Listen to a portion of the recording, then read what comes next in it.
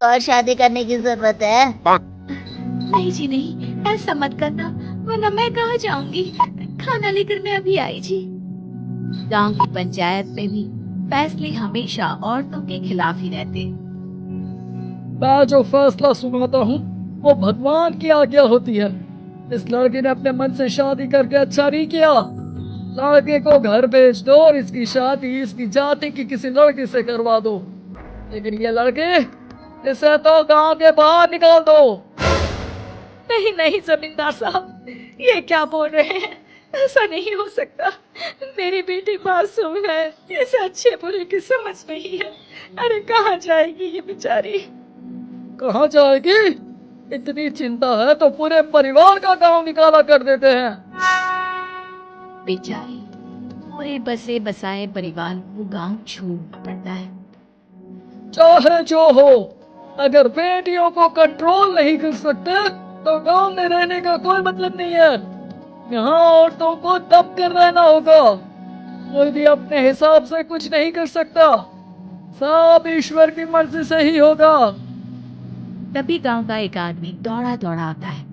सरपंच साहब, जमींदार साहब, वो कालिया है ना, उसकी बेटी पढ़ने के लिए शहर जा रही है। अच्छा, ये कब हो गया?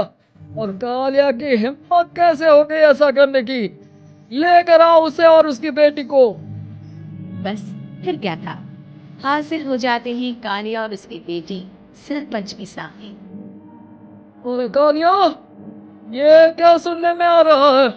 बेटी को इंजीनियर बना रहा है तू? और ये बता, गांव में तो स्कूल नहीं है, फिर कहाँ से इतनी क्लास पास कर गई तेरी बेटी? राधा, जो कि कालिया की बेटी है, उसे लगता है कि सरपंच उसकी तारीफ कर रहे हैं। सरपंच जी, मैंने ऑनलाइन पढ़ाई की है, डिस्टेंस लर्निंग से। सभी में मैंने अच्छे नंबर पाए हैं, जिसे देखते हुए शहर की इंजीनियरिंग कॉलेज में मुझे स्कॉलरशिप मिली है। वाह जी वाह, क्या होती है ये? पहले तो ये बताओ, फिर आगे की बात करते हैं। पूरा गांव राधा की बात सुन रहा था और राधा बोलती जा रही थी। तो ऐसे मैं फ्री में एक अच्छी शिक्षा लेकर गांव में जो कुछ परेशानियां हैं, जैसे बिजली, पानी और इंटरनेट जैसी समस्याओं के लिए काम करूंगी। मैं गांव को शहर से जोड़ने के लिए पुल का निर्माण करवाने का प्रस्ताव रखूंगी।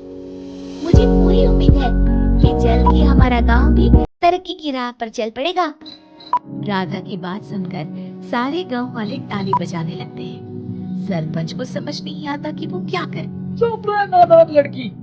गांव के खिलाफ जाने के लिए तुझे गांव से बेदखल कर दिया जाएगा, वो भी पूरे परिवार के साथ।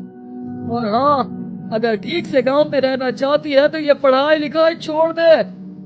हम तेरे लिए गांव का कोई होनहार लड़का देखेंगे। तभी गांव का एक आदमी बोल पड़ता है। अरे नहीं नहीं सरपंच जी, राधा बिटिया जो बता रही है अगर वैसा हो जाए तो हम लोगों को पैसा कमाने के लिए बाहर नहीं जाना पड़ेगा। हाँ जी, और ना ही कोसों दूर पानी के लिए भटकना पड़ेगा। हमारे बच्चे भी अच्छी पढ़ाई कर सकेंगे और आगे बढ़ेंगे, ना कि हमारी तरह खेती करने बैठेंगे। क्यों गांव वालों, राधा बिटिया का साथ देना चाहिए ना? सरपंच देखता है कि गांव राधा के साथ है तो वो चुप हो जाता है। वो घर आकर अपने सलाहकार से बात करता है, जो बहुत ही चालाक किस्म का इंसान होता है। अरे सरपंच साहब, आपको बहुत ही होशियारी से काम लेना पड़ेगा। एक बार गांव तरक्की कर गया, यहाँ के बालक पढ़ लिए तो कोई ना पूछेगा आपको। और फिर ये जो बेटा और बेटी है ना आपके, इनको भी आप लोगों की तरह ही जीवन जीना होगा। हाँ, लेकिन करे तो क्या करे? वो ना, आप मुझ पर छोड़ दीजिए, बस मैं जैसा बोलूं करते जाइए।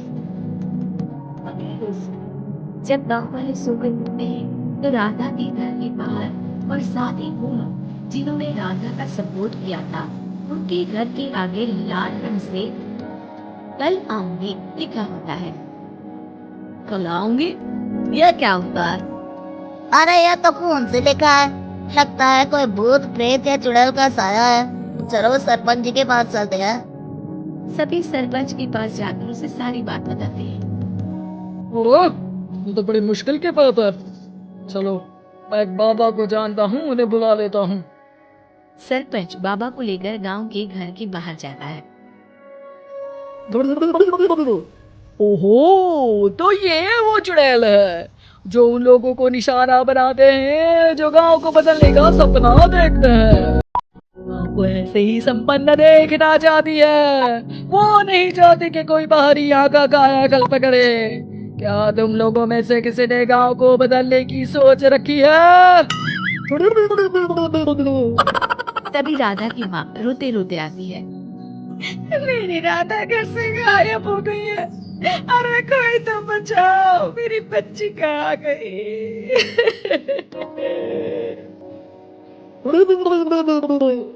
ले गई वो चुड़ैल, तेरी बच्ची को ले गई। उसे श्रापित करके छोड़ेगी, उस पर चुड़ैल का साया हो जाएगा। तभी बुरी सी हालत में राधा भी वहां आ जाती है। उसके बाद चुड़ैल की तरफ फैले होते हैं और कपड़ों में खून लगा होता है। सभी राधा को देखकर डर जाते हैं। पता नहीं मुझे कौन उठा कर ले गया था। अरे तू राजा चुड़ैल, अब हम लोग इस गांव में नहीं रुकेंगे। अरे कैसी बातें कर रहे हैं आप? कल तो आप मेरे भरोसे गांव का हुलिया बदलने, अपने बच्चों को पढ़ाने और तरक्की उन्नति की बात कर रहे थे, तो आज क्या हो गया आपको? ये फिर तुम लोगों को बहकाएगी। ये चुड़ैल गांव में आ चुकी है, इसीलिए तुम्हारे घर के बच्चों को भी ले जाएगी। गांव वाले राधा को गांव से बाहर निकाल देते हैं। उसके माँ बाप रोते रहते हैं, लेकिन गांव वाले नहीं मानते। मैं भी अपनी बहन के साथ गांव के बाहर रहूंगा, लेकिन वो पढ़ाई नहीं छोड़ेगी। वही सरपंच के घर पर सलाहकार कहता है। देखा, सांप भी मर गया और लाठी भी नहीं टूटी। अगले ही दिन सरपंच के घर के बाहर में वही शब्द लिखे होते हैं और फिर सरपंच की बीवी कहती है, हमारी बेटी को किसी ने अगवा कर लिया है। तभी राधा का भाई वहां आ जाता है। अरे गांव वालों, मैंने सरपंच जी की बेटी को देखा था। वो चुड़ैल उसे उठाकर ले जा रही थी। अरे क्या मजाक कर रहे हो? नहीं नहीं सरपंच जी, आप नहीं जानते। वो चुड़ैल अब आपकी बेटी में आ जाएगी, जैसे राधा के अंदर आ गई थी। तभी सरपंच की बेटी वैसी ही हालत में वहां आती है जैसे राधा आई थी। पापा, पता नहीं कैसे मैं गायब हो गई थी। चुड़ैल, इसके अंदर भी चुड़ैल का साया है, मारो इसे। अरे नहीं नहीं, इसे भी राधा के पास गांव के बाहर ही भेज दो। अरे चुप रहो, मेरी बेटी कहीं नहीं जाएगी और चुड़ैल बुड़ैल कुछ नहीं होता है। अरे कैसे बात कर रहे हो सरपंच जी? आप तो बोल रहे थे कि आपका फैसला भगवान का ज्ञान होता है, तो अपने पर बात आई तो अब आप ऐसे बोल रहे हैं। अरे ना ना ना, आपको अपनी बेटी को त्यागना ही होगा। अरे बुलाओ बाबा को। राधा का भाई बाबा को ले आता है, जिसे अब गांव वालों के डर के कारण सच बोलना पड़ता है। मैं कोई बाबा नहीं हूँ, मैं तो मोची था। ये सलाहकार महोदय ने मुझे कहा था एक्टिंग करने को। वो मुझे पैसे देने वाले हैं। अब मुझे माफ कर दो। गलती हो गई, मुझे माफ कर दो। तभी वहां राधा आ जाती है। देखा सरपंच जी, जब गांव के बच्चे साक्षर होंगे तो आप जैसे लोगों की चालाकी नहीं चलेगी।